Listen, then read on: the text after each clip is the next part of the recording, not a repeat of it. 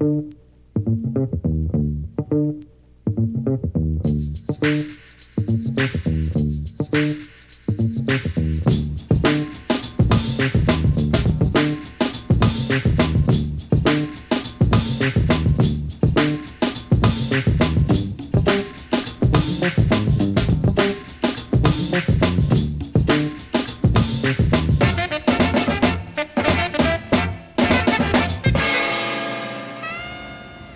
literary lovers, and welcome to 21 Conversations, the 2021 Greensboro-bound Literary Festival.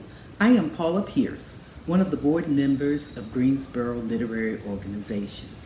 Greensboro-bound is so excited to present to you these 21 conversations, our effort to create something unique and special for our community within the confines of our continued virtual environment. 21 Conversations pays homage to North Carolina's rich literary history while broadening our tent to welcome in voices from outside our own microcosm of experience. This featured presentation is but a taste of the 52 authors that we have gathered together in a series of delightful, sometimes unexpected, but always edifying conversations. Since our inception, Greensboro Bound has been committed to providing programs like the one you are about to watch, 100% free to our community. In order to do that, we need the financial support, both big and small, of readers just like you. Please support Greensboro Bound by giving now. The text to give phone number, as well as our website, are on your screen. A sustaining gift of just $15 a month or the cost of a single children's book will help us remain financially solvent throughout the year. I also want to take a moment to thank our sustaining supporters, without whom Greensboro Bound would not be possible. Our utmost gratitude to the Edward M. Armfield Senior Foundation, the Rooflands Memorial Fund, and Arts Greensboro for their continued belief in our vision to bring together readers and writers of all genres, ages, ethnicities, identities, and voices to foster an understanding of writing, a process that allows free expression, deepens critical thought, and helps sustain a culture of inquiry and delight that is open to all. Thank you again for joining us for the 2021 Greensboro Bound Literary Festival. Please enjoy the conversation. Good day, it's Steve Collier with Greensboro Bound. This is our third festival, but it's our first virtual festival. And I am absolutely delighted today to welcome Essayist J. Bailey and BAKARI Sellers, who I'm about to introduce.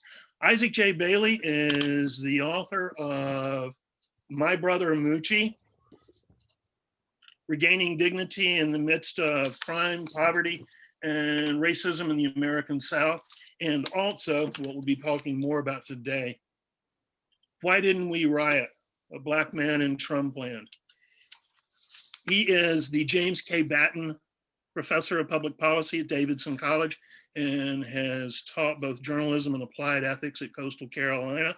He has written for the New York Times, the Washington Post, and my best friend from high school lives in Myrtle Beach, and he knows your work from the Myrtle Beach Sun News.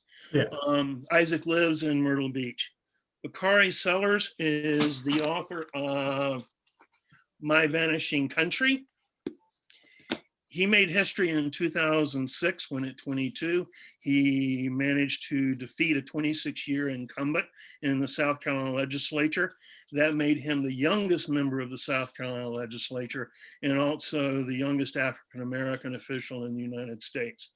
He, in 2014, ran for lieutenant governor of South Carolina.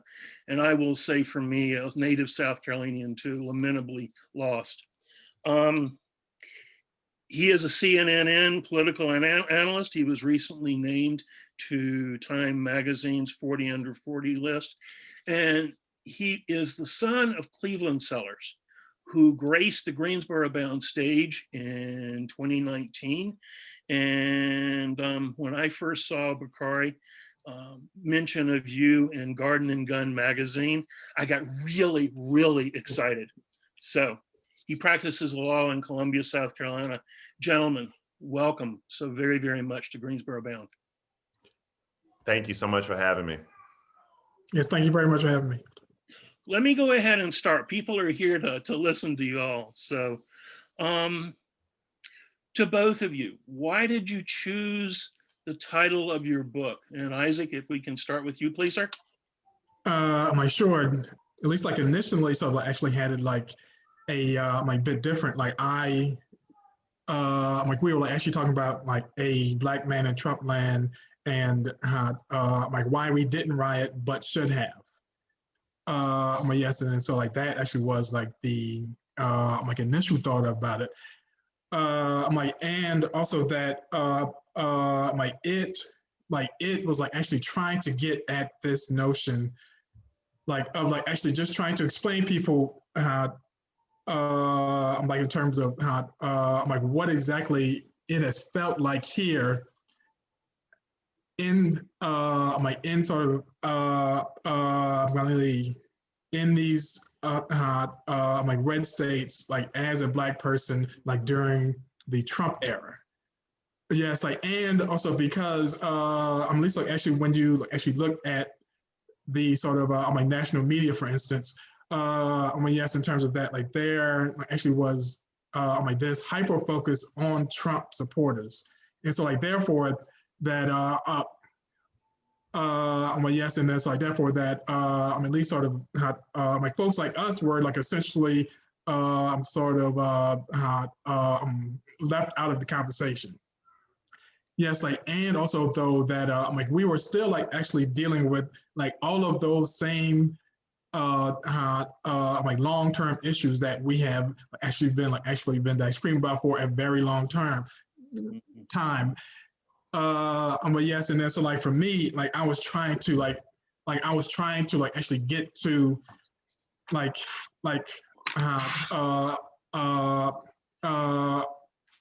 at least to like actually give people like a like sense like of our anger and like frustration, like of sort of like actually like of sort of like actually like once again sort of actually just being pushed back at least like out of the headlines, like and also at least like in favor, like actually for that folks like who are like actually doing things like that actually were like actually making our lives even harder. And so like that is where like it actually came from. That's brilliant. When you think about it, you know, I am writing my second book along some of those same themes, Isaac. So that's pretty cool that you talked about that. So My Vanishing Country, first, Steve, let me just tell you, coming from the big city of Denmark, South Carolina, thank you for the opportunity. And I was actually born at a hospital in Greensboro. Yep. My sister went to Dudley. My brother went to Allen before we moved to South Carolina. And I was at Vandalia, which I understand no longer exists anymore. We lived in Woodley. So that's about all I can tell you about my Greensboro experience. So I'm glad to be home. I wish I was there in person, but I'm glad to be home, my birthplace. So my book journey was unique, turned down a bunch because I was trying to write a political book about the same thing that Isaac just talked about, being a black man in the South during the age of Trump. And nobody wanted to buy it at the time because everyone came with this theory that if we wanted to know more about Donald Trump, we could just get Sarah Huckabee Sanders or Mattis or Reince Priebus or somebody who was close to him who could share those stories with some first person knowledge, and those books would sell out. And so I wrote My Vanishing Country. The book was initially going to be titled Country. Because we talk about my country upbringing and we give a diagnostic of the country. But when you Google country, everything comes up. So we figured that wasn't a good title name. But a lot of the themes we talked about were the vanishing rural parts of our country, including Denmark and certain parts of North Carolina as well. and the vanishing ideals of the country at large. And so it had a dual focus. And, you know, I know a lot of people will probably get to that, Steve, but I know a lot of people are asking themselves the audacity of somebody at 33 at the time to write a memoir. Like, what were you thinking? And I just like to let people know that wasn't my goal. I didn't set out to do that. But Tracy Sherrod, who is at the time, I still believe this to be the case, the only Black female head of a major imprint. She's over Amistad under the HarperCollins imprint.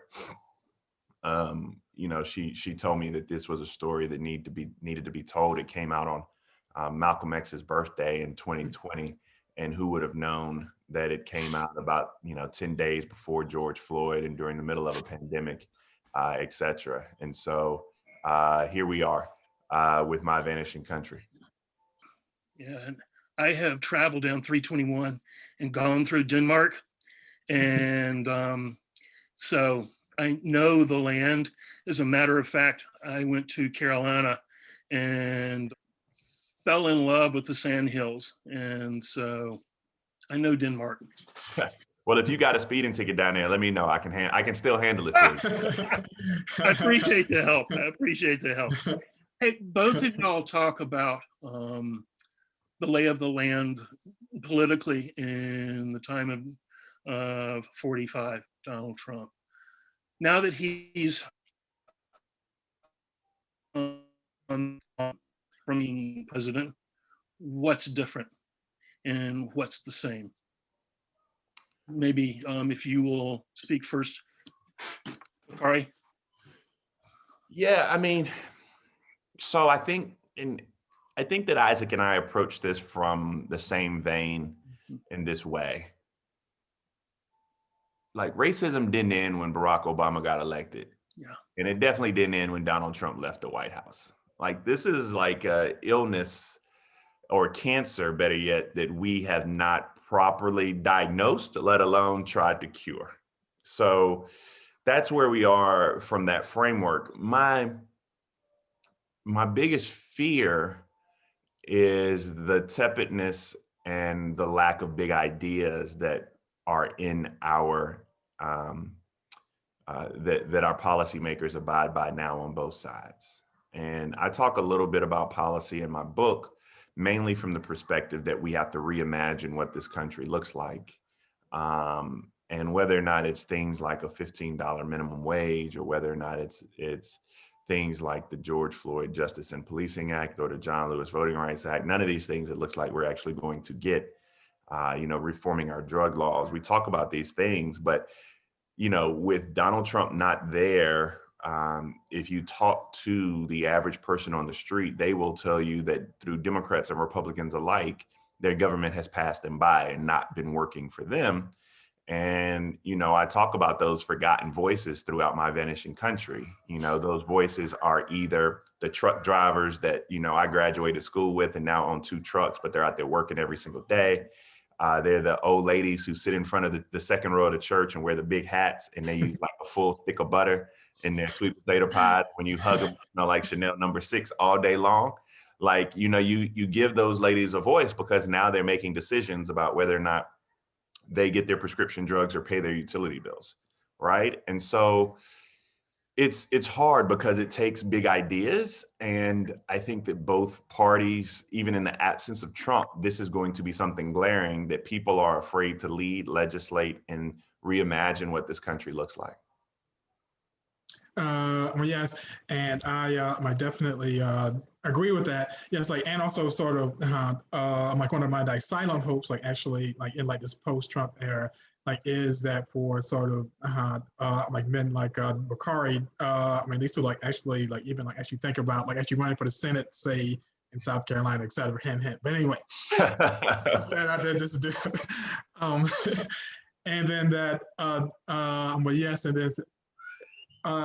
Yes, and then that, at least for me, the importance of him actually no longer being there, is actually this sense that yes, at the very least that basic decency does still matter.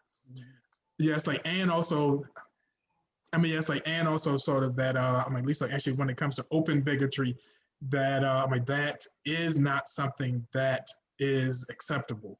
I mean, yes, and so like for me, like those kind of things are are still important. Like, and that uh, uh, well, yes, like also like, and so like even like actually when it comes to policy, for instance, well, yes, like, and because at least like actually during I mean, they saw that Trump era that like we were like actually trying to hold on tight, like at least to Obamacare, for instance, and then that now though that like we sort of like actually get to like actually try to expand it, like or sort of like actually try to go like even that further. I'm a yes, and so and then that I mean, even though that those fights are still like really really difficult to win, I'm a yet though that right now that we are like on sort of I'm like more sort of like solid ground. I mean, at least to like actually try to get to a better place now. Let me shift gears a little bit. Both of y'all have been shaped, and your work has been shaped by significant events in your life. Isaac, for you, it was when you saw your brother Moochie taken away in handcuffs, and BAKARI, it was,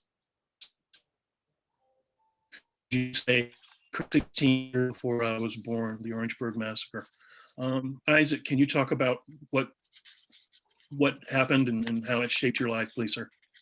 Well, yes, and that at least for me, just like in my family, even that like yes, like it was like almost I'm sort of uh, uh, yes, in terms of that, like our sort of like our sort of lives, like are sort of like pre-arrest and so like post-arrest essentially. I mean, yes, like, and because even though that we like, of course, I actually have been struggling like actually before then, yes, in terms of I mean, yes, in terms of sort of like I mean, it's like actually living like in like this tin can, like up like a mobile home, and like struggling. I'm at least to pay bills, and, you know, racism, etc. Like all those sort of things were there. I mean, yet those sort of, I mean, it's like actually once he got arrested. I mean, yes, and then that our journey, like actually, like in, like into the sort of like prison system, like actually sort of actually changed like everything else for us. Mhm. Just like, and then that I mean, yeah, so like essentially like it almost felt like as though that I too so like actually grew up in prison. Simply because like we were like always there for like every Christmas, every Thanksgiving, like every other day weekend that we can be there. Yes, and so yes, and also that well, yes, like, and also sort of like actually having like your family, I mean, it's like a, sort of like actually like associated with crime Mm-hmm. and prison, and also sort of like actually being black, like it actually came sort of like actually with, like this kind of like extra shame like which like sort of actually made it like I'm like it actually made it difficult like in order for us to like, actually get help like in like the aftermath of that, like, and also like even to this day that I'm like, actually still sort of like, actually struggling like actually with those events like actually when I was like 9 years old. You know, for me, I always tell people that my life has been bookended by tragedy. Um, February 8th of 68, and then June of 2015 with the Charleston massacre. And when you think about what happened in 68, I always tell people that my greatest, my greatest angst is not my father being shot. My greatest angst is not 27 others being shot. It's not Henry Smith, Samuel Hammond, and Delano Middleton dying. It's not my father being housed on death row or going to prison, or my mother giving birth to my sister. Is it Moses Cone Hospital? Is that the name of it? It is. My mother giving birth to my sister at Moses Cone while my father was at Columbia Correctional Institution, 5 hours away.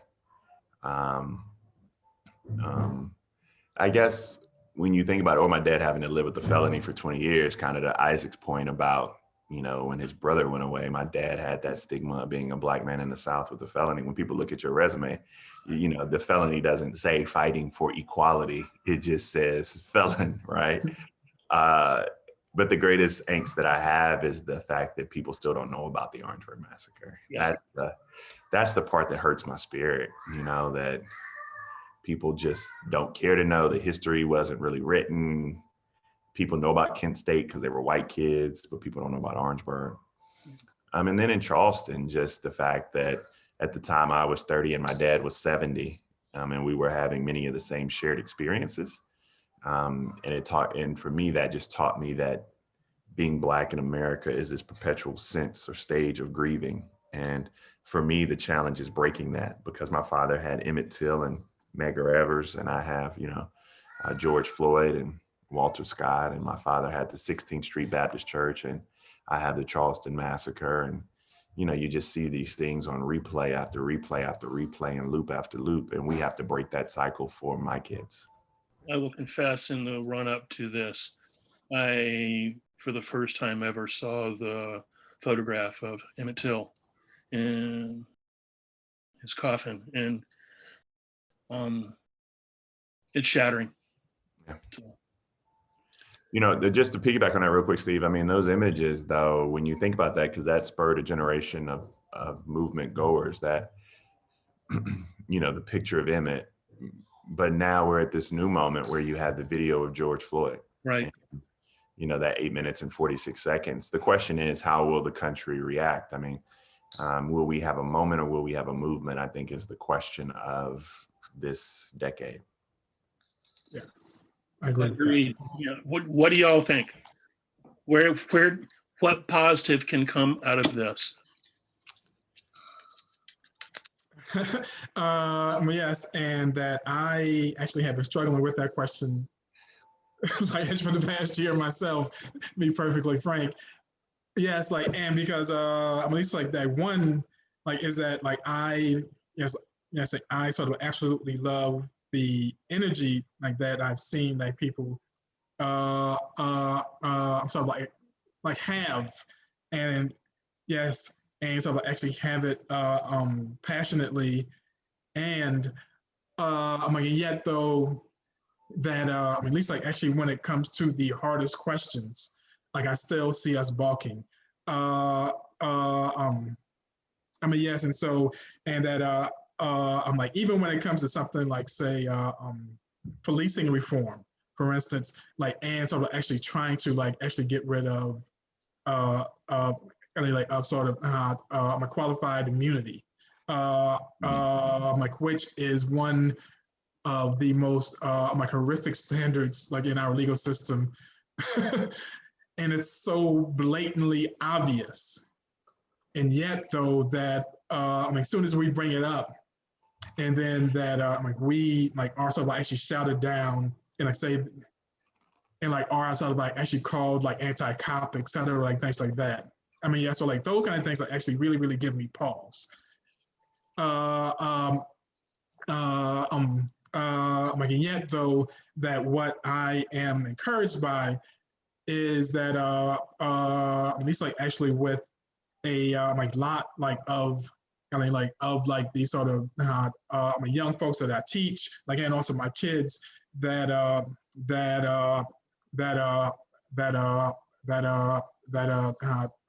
they absolutely seem to be engaged. And so I'm hoping that that can be cultivated and actually channeled into something that is going to be sustained, and also sort of actually will actually let us actually uproot these issues as well. So you ask a good question. For me, when you see people and this pains my heart, Steve, you would know this, but you know, I got to give props to people like Trevor Lawrence, the quarterback from Clemson. I don't like anything about Clemson, but Yeah, same here. he's using his platform. You think about Carson Wentz, the new quarterback at the Indianapolis Colts. Now that just sounds weird to say, or Taylor Swift even. I'm a Swiftie. You know, using their voice. I mean, things feel different, but this is weird. I got to quote. Let me quote Ronald Reagan. Never really thought I would be there, but trust but verify, right? You know, that was one of his slogans or dogmas. He didn't invent it, but he used it often, especially when talking about foreign relationships. You got to trust but verify. And this country hasn't given me much hope that we'll meet this moment, right? That we'll make this moment a movement. The reason being is we just talked about it a little bit after in 1955, after the picture of Emmett Till went viral. Back then, before you could go viral on TikTok or IG, you went viral in Ebony magazine, right? And so that picture went viral in Ebony, and you know, we missed that moment. Then you had the Edmund Pettus Bridge, where it was the first time on nightly news that people were, you know, that white folk were able to see black folk beaten with police batons and dogs, etc. And we missed that moment. April 4th of '68, the assassination of King. We thought things would change after that. We missed that moment. And then, you know, we all remember, you know, President Obama, 44, as we, you know, lovingly call him, eulogizing my friend Clemente and singing Amazing Grace. And you can't tell me that you weren't awashed with patriotism and pride when, now he missed every note. Now the man missed every note when he was singing Amazing Grace. I was joking with him. I said, you know you missing notes when AME Bishop's got to lift you up. And, you know, you think about that, but we missed that moment too. So while this feels different, you know, our track record of meeting moments isn't the best. Got it. I want to shift gears a little bit. One of the things you both talk about is that 45 was not elected because of economic betterment for middle class and poor whites. It was, in point of fact, the endorsement or silence by the Christian right and the acceptance of open bigotry, which, so A, did I get that right? B, again, where do we go? Economic Angst. no, economic anxiety is a myth. Yes. Yeah. Yeah, it's a myth, right? And so the media, you know, it drives me crazy because we even do it on CNN. Everybody does it. They go and they sit in these, this is what Isaac was just talking about earlier. They go and they sit in these Midwestern diners and want to talk to I'm a Trump voter, like a unicorn. Like I don't want to hear about that. Like I you know, that's a whole nother, you know, sociological study. But there is now, while there was a wave of populism that hit our country, now we can't ignore that. That wave hit the entire world though. You saw it with Brexit in the UK. You saw it, although Angela Merkel was able to beat it back. You even saw it with Trudeau in the country above us. You even saw it with one of the deadliest, most corrupt regimes in the history of the world with Hamas. They ran on a chicken in every pot, right? Which is just, right. And then they proved to be as unethical and violent, as anti-Semitic as any other organization or government organization. So that wave of populism did hit the US. However, cultural anxiety is what we saw, right? There were individuals who felt like Black and brown people would replace them. And, you know, that is, you know, that, and you asked, where do we go from here? Like, I don't really have the answer to the question, Steve, but I can ask the question in the right way, right? Like my question is, and this is an honest question that I would love to know the answer to. Why do white people, particularly in the South, who make less than $50,000 consistently vote Republican? Yeah. Like I need, if I knew the answer to that I could win statewide in South Carolina. That is the most simple but complicated and nuanced political question we have in this country right now. Yeah. And, you know, I have my beliefs about what that answer may be, but we really need to unpack what that answer is. I mean, and because like, if this really was about like economic angst. Well, yes, and then like that actually would have meant that sort of at least like actually when it came to Black people, for instance. I mean, yes, and then that like we sort of like actually would have like actually run to Trump, like if that really was about like economic angst. Especially sort of like actually given that like we sort of like actually have sort of like actually suffered like more, I mean, like on like these like issues of like income inequality, yes, like and also sort of lack of healthcare, et cetera. Yes, and then so like for me, like that actually was a like major dodge. I mean, at least by like my industry, journalism. Yes, yes, like, and because like it was really painful for a lot of white journalists, at least to like actually so actually that I speak openly and I honestly about sort of how like what it is that we were dealing with, like with that racism and that bigotry. Yes, and it's like therefore that they sort of actually glommed onto like anything else, which was like very disappointing.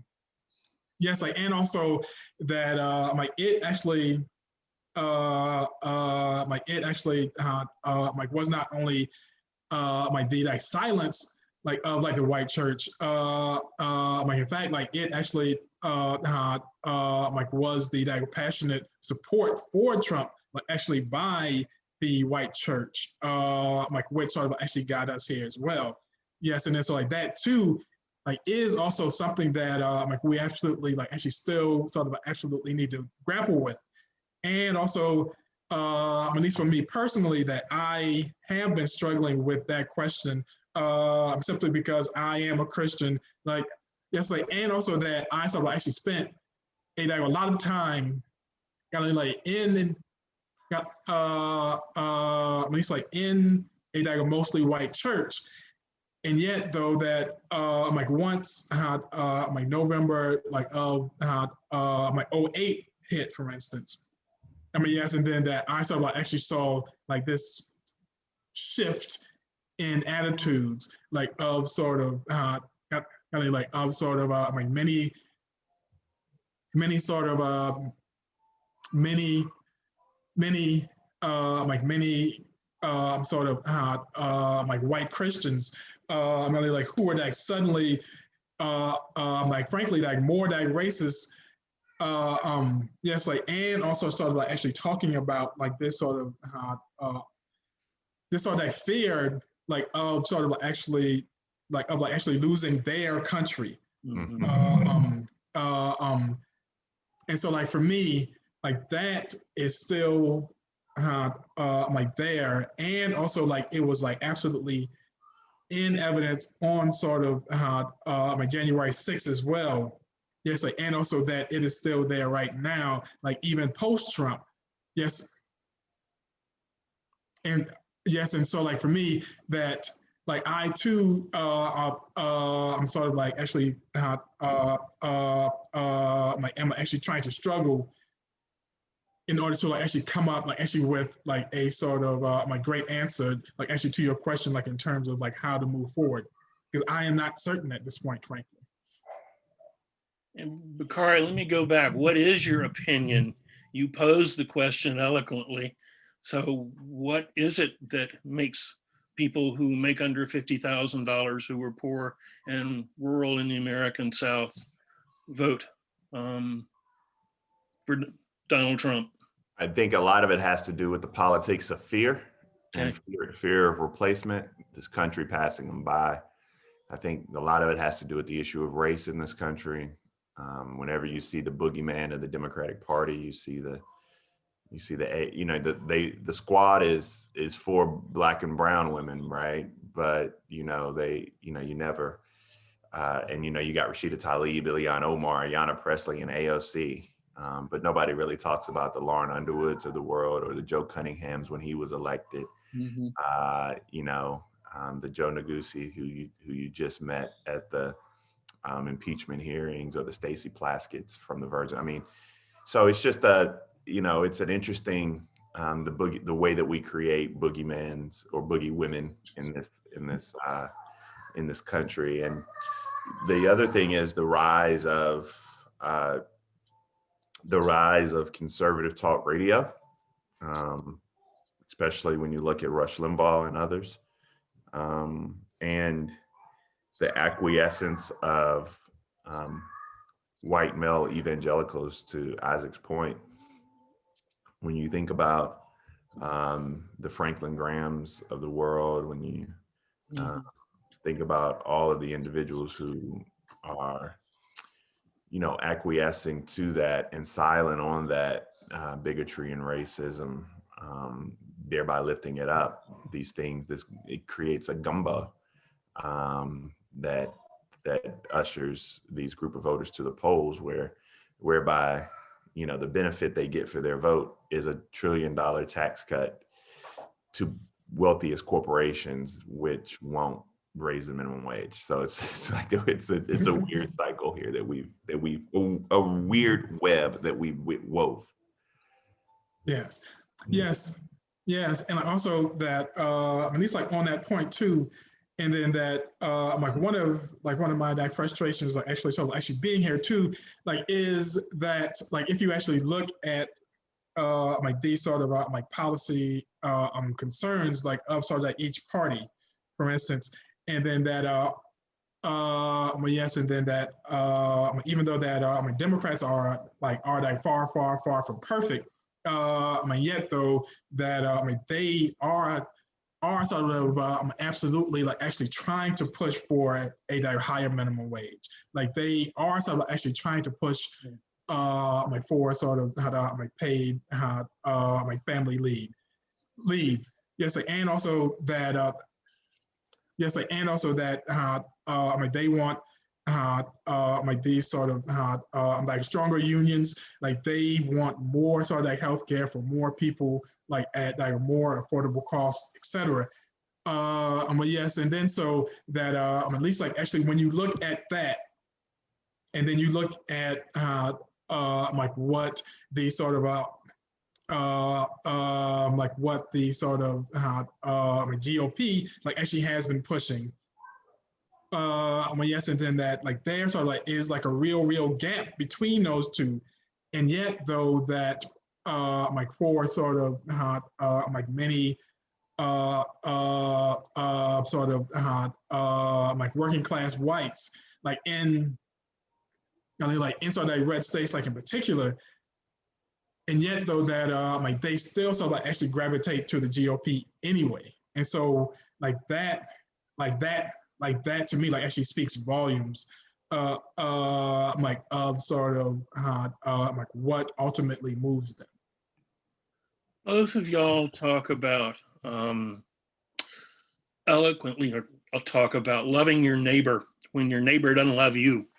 And there's kind of an expectation that Black Americans will forgive whites. And you both say that's exhausting. And Isaac, I think you're the one who said, I'm just sick and tired of being sick and tired. So you specifically talked about a couple of vignettes, one in your church and then one in your newsroom, where you had to kind of swallow hard. Can you talk a little bit about that, please, sir? Yes, and that at least from my experience here, yes, is that for most of my life that I sort of actually have essentially sort of actually bent over backwards in order to actually try to make sure that all of the white people around me don't feel too uncomfortable in my presence, and also sort of even if they are sort of actually flying that flag, or sort of actually yes, or sort of actually step out and actually say the N-word, et cetera, all those sort of things. In terms of that, I have absolutely tried to find a way, at least to actually still see their wholeness. Yes, and because at least actually with my faith, I sort of absolutely have been taught that. like, which is a good thing, obviously. Yet though that like these sort of like problem like actually comes in is that like it is not like actually sort of like every yes, in terms of that, like it is not given back to me in kind, like actually by sort of that going like whereas like I sort of actually mentioned like that yes, in terms of like that like shooting like actually by like that like white like Dallas cop like for instance, yes, in terms of that, yes, and then that she actually sort of actually killed like this like black dude, and yet he's like in the courtroom, like his brother sort of actually forgave her, like during like that like sentencing phase of the trial, and also like the sort of like black judge like actually gave her a hug like in the courtroom, and they were praying for her, etc. Yes, and then that like I sort of like actually heard like from like all of my sort of my sort of my sort of that friends like who are sort of like white and Christian, and then they were saying like, oh my God, like that is so Christ-like, it's so wonderful. Oh yes, like we need more of it. And yet though that like as soon like as I sort of like asked them yes, and then that like when exactly like had they seen that in the reverse? Sort of like whereas if it was the black dude like who had like actually killed the white cop, yes, and then that like when sort of like have you ever seen sort of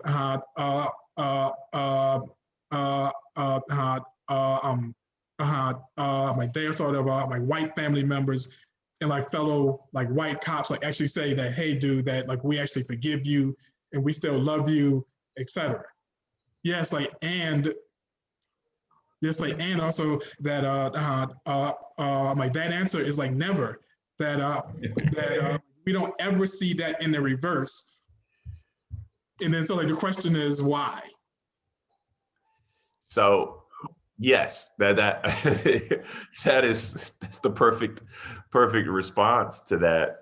You know, when you think about January 6th, even people are like, oh man, let's heal, let's turn the page. And I'm like, no, I mean, the scripture teaches me that you can't get to forgiveness without some level of atonement and accountability. And people always want to skip those steps.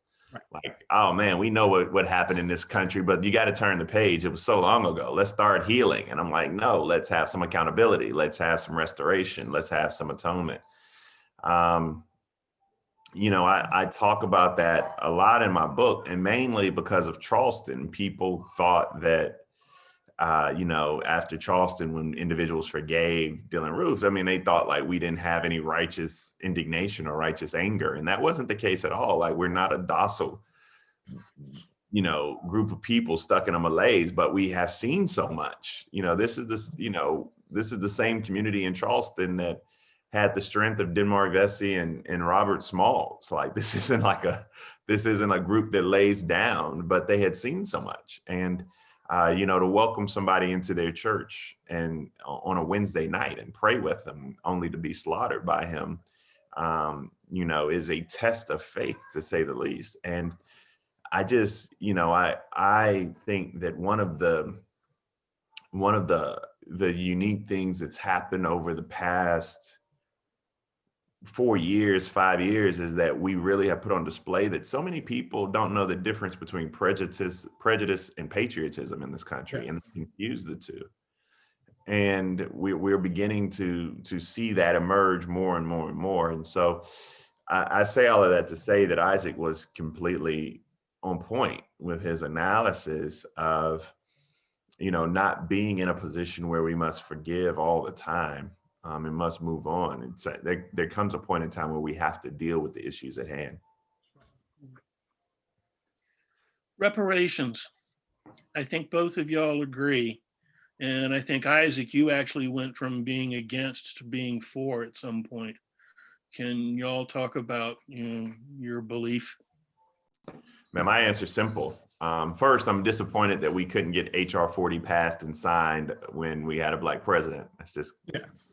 got a lot of issues with the deal. Like Barack Obama's my favorite. Well, I haven't lived for a lot of presidents, but throughout history, he is also my favorite president of all time. Him and probably FDR, just because of FDR's kind of bold policy approach moving forward.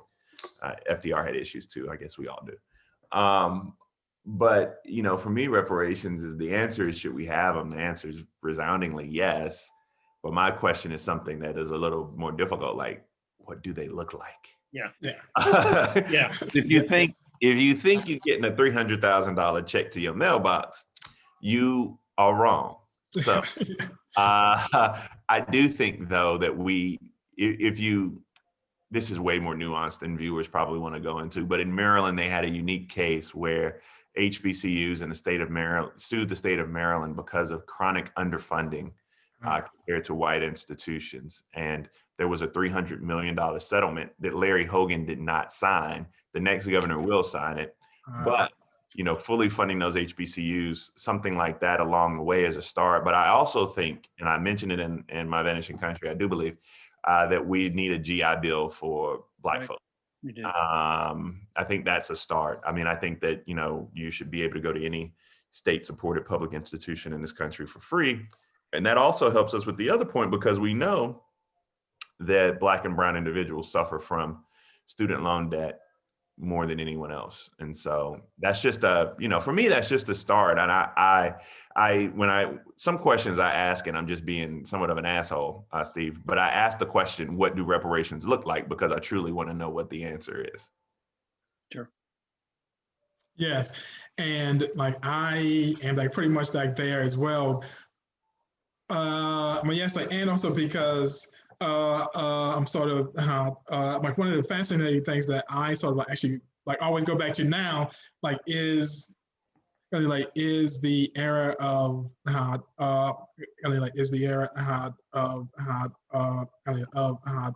like Reconstruction, for instance. Yes, and then that, like, if that like actually had been allowed to like actually take hold, like, and sort of actually just continue to expand, like actually beyond like 12 years, et cetera.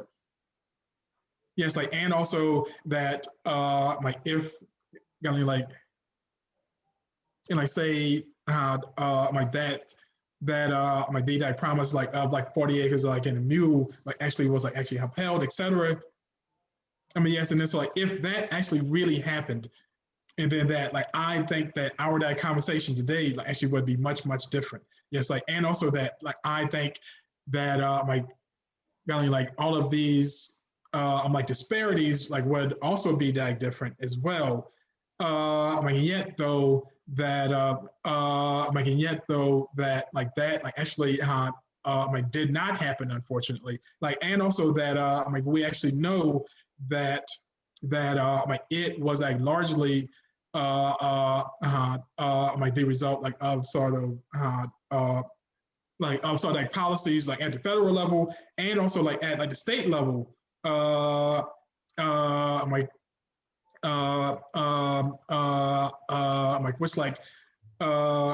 sort of actually undid like all of that progress that we actually did see like during like Reconstruction, like. Yes, like, and also that essentially, like, they sort of like actually looked the other way, like, as we were like actually, when he's like actually being lynched, like in the public square, you know, day after day, week after week, et cetera. Yes, like, and then, yes, and then sort of like after that, like, of course, we had like Jim Crow. Yes, like, and also, like, of course, like we actually had like events, like Orangeburg, like in 1968, and on and on and on. Yes, and so like there sort of actually has been like this really, really long string of issues. And yes, and then so like for me, that at least like actually once you look at it like through that light, and like actually like not just slavery. Yes, and then like it like it absolutely just makes sense. Like in order to like actually say that like some kind of repair is absolutely necessary. And then like my like my sort of like only question now like is just like Bakari's. I mean, yes, in terms of like in sort of like in sort of like what form. It's funny when you triggered something in your comments. We're going to have John Sayles and David Zucchino. David Zucchino did a book on the Wilmington coup. Yes. The Wilmington coup had the first appearance of North Carolina red shirts. And it was Pitchfork Ben Tillman who came to Wilmington to give a speech that kind of helped begin to trigger some of the things that took place in Wilmington. I want to ask one final question before we close, and it's if the audience for this Greensboro Bound is like others, it's going to be largely liberal, and I will confess largely white and largely older. So I can give money, I can get in the streets occasionally, and I can write op-eds. But what else, what other coaching can, and obviously I can push for certain things politically, but are there specific things that you would suggest that white allies do to help? Yeah, so like I'm not asking you to win a Nobel Peace Prize. Not asking you to be a drum major for peace and justice or be out in the streets. And if you want to, that's cool. But what I am asking you to do is when you're at work with your Black colleagues and they're, you know, they encounter microaggressions, you push back on the spot. I am asking you, because a lot of times me and Isaac ain't the best messengers. Right. So like there are conversations that y'all need to have amongst yourselves. Like we got to cut this racist shit out. Yes. Like, so sometimes like I might not be the best messenger, but a lot of times you have to have conversations with your loved ones. You got to have tough conversations with your friends and coworkers. And then the last thing that I'll say, and I know this, none of this is rocket science, but this is the way that we kind of get out of our silos and begin to have these conversations. You know, a lot of people ask me about the conversations that I have to have with my children because they're Black children. I have a 15-year-old daughter as well. I don't care about that. I really don't want to tell y'all about those. That's kind of a waste of my time. I'm more concerned about the conversations you're having with your kids and the examples you're setting at home and in the workplace to give Black folk the benefit of their humanity. That's all we ask. I mean, I think that there is so much control and so much power that you all have. And writing op-eds, by the way, is great. I always tell folks that you should write op-eds and letters to the editor all the time. But also just having those conversations with those you love in the workplace, et cetera, is an awesome way to start the process. Oh yes, like definitely. It's like I sort of like always try to tell people, at least so actually find like what their interests and talents are, and just like and sort of actually use those, and sort of just like and yes, like and also like one of the like most important things I think you can do like is just to be more honest with yourself on these issues. Yes, and because I've actually I've actually come across like a lot of people who are sort of like hesitant. At least so actually deal with these issues like very, very frankly, like either because like they think that they have fallen short, or they're sort of like white like family members or friends or somebody like that like have like fallen short. Yes, and so, yes, and then so like therefore that they actually struggle. At least so like actually be honest like in those settings. Simply because that they sort of actually at least like actually don't want to like undercut their relationships, etc. And yet for like me, like I'm just hoping that sort of like more people like are sort of actually willing, at least so actually step out there anyway, in order to like actually challenge like all of these kinds of issues, like actually like wherever they are. Gentlemen, thank you so very, very much for this conversation. Thank you for gracing the stage of Greensboro Bound. Thank you for the grace you've provided us. And with luck, someday we're going to be out of this pandemic, and I'll get to see you. Luck in vaccines. Make sure everybody Yes. gets your vaccine. Yes, Absolutely. get vaccinated, please. Yes, everybody. Gentlemen, again, thank you so much. Have a good day. Yeah. Thank yes. you. Oh, yes. Thank you very much. Have a good day. Thank you again for joining us for 21 Conversations. If you enjoyed this presentation, please like and share with your friends and fellow readers. One final reminder that Greensboro Bound is a nonprofit organization committed to bringing together readers and writers throughout the year at zero cost to our community. Please help Greensboro Bound maintain that commitment with a sustaining or one-time gift now. The number to text to give and our website are on your screen. Thank you. We look forward to seeing you in person next year.